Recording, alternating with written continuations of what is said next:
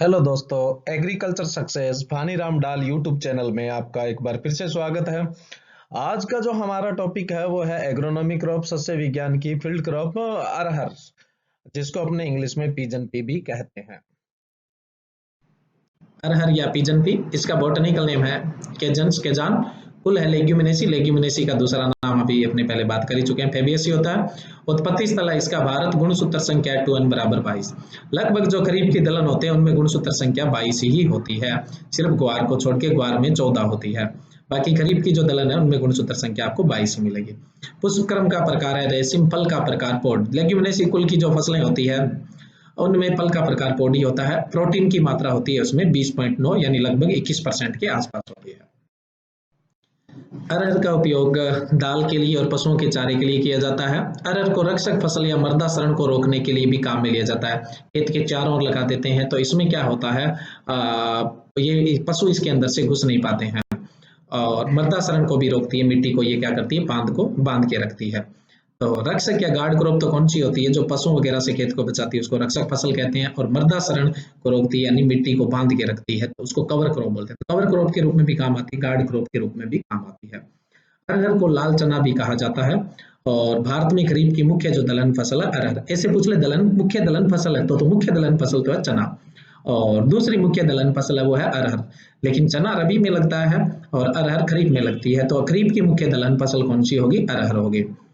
Next है जयपुर जिले के जो पदासोली और बड़वा गांव है उनको अरहर गांव के नाम से भी जाना जाता है। क्यों जाना जाता है, क्योंकि यहाँ पर पारंपरिक रूप से पहले बाजरा लगाया जाता था, लेकिन फिर यहाँ बाजरा को अरहर के द्वारा क्या कर दिया गया, रिप्लेस कर दिया गया। इसलिए इन गांवों को अरहर गांव के नाम से जाना जाने लगा। पदासोली और बड़वा जो गांव है उनको अरहर गांव के नाम से जाना जाता है। ये जयपुर जिले के गांव है।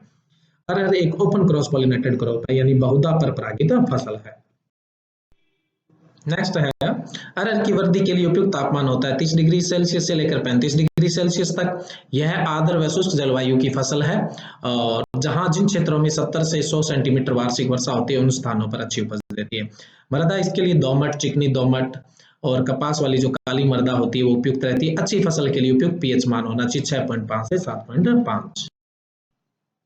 नेक्स्ट है वेराइटी किस्में। मानक या H77-216 भी बोला जाता है इसको। अधिक तापमान व सूखा सहन करने वाली किस्म इंपोर्टेंट वेराइटी है। नेक्स्ट है UPS 120।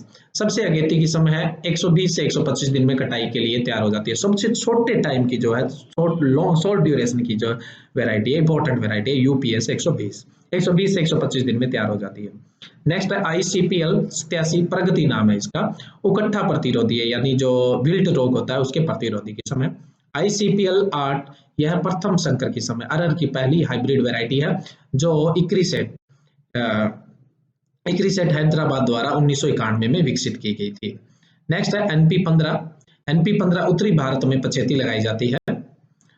नेक्स्ट है ICPL 88-039। ग्वालियर 3, पूसा शारदा, पारस, प्रभात, पूसा 33, पूसा 855, पूसा 992, ICPH 15, ICPH 8 और ICPL 151 ये और किस्में हैं। जो इक्रीसेट है उसका मतलब होता है international crop research institute for semi arid tropics. इसका जो हेडक्वार्टर है वो हैदराबाद में। ये एक अंतरराष्ट्रीय संस्थान है जो भारत में स्थापित किया गया है। नेक्स्ट अपने बात करते हैं बीज दर। बीज दर होती है 12 से 15 किलो प्रति हेक्टर।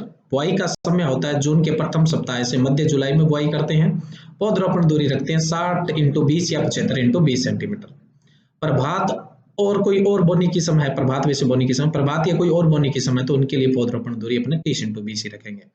बीज उपचार के लिए क्या करेंगे, बुआई से पहले 4 ग्राम ट्राइकोडर्मा अथवा 2 ग्राम कार्बेंडिजम अथवा 3 ग्राम थायराम यानी कवकनाशी से बीजों को उपचारित करेंगे। और जहां पर कीटों का प्रकोप होता है जैसे दीमक वाला जो क्षेत्र होता है वहां पे अपने प्रति किलो बीजों को 4 से 5 ml क्लोरीपाइरीफॉस से उपचारित करेंगे। और अंतिम में क्या है, राइजोबियम कल्चर द्वारा उपचारित किया जाता है। खाद व उर्वरक में बात करें तो FYM देते हैं 10 से 15 टन प्रति हेक्टर, नाइट्रोजन 20 किलो, फास्फोरस 40 से 50 किलो प्रति हेक्टर और पोटास 30 किलो प्रति हेक्टर तक दिया जाता है। नेक्स्ट नियंत्रण 20 से 25 दिन और 50 से 55 दिन बाद अपने क्या करते हैं, निराई गुड़ाई करते हैं। और अगर खरपतवार का नियंत्रण अपने रासायनिक नियंत्रण से करना चाहते हैं तो प्रति हेक्टर 1 किलो फ्लुक्लोरेलिन अथवा पेंडामिथाइलिन का उपयोग करते हैं। कटाई की अवस्था, अरहर की फसल की कटाई किस्म की अवधि के अनुसार अपने नवंबर से अप्रैल तक करते हैं। वैरायटी पे डिपेंड करेगा कितने दिन की वैरायटी है। अरहर का जो हार्वेस्टिंग इंडेक्स होता है, कटाई सूचकांक होता है, वो सबसे कम होता है, 19% होता है। हार्वेस्टिंग इंडेक्स या कटाई सूचकांक का मतलब क्या होता है, इकोनॉमिक जो यील्ड होती है, आर्थिक जो उपज होती है, बटा जो बायोलॉजिकल यील्ड इनटू 100। नीचे जो देखो फॉर्मूला लिखा हुआ है वो फॉर्मूला है।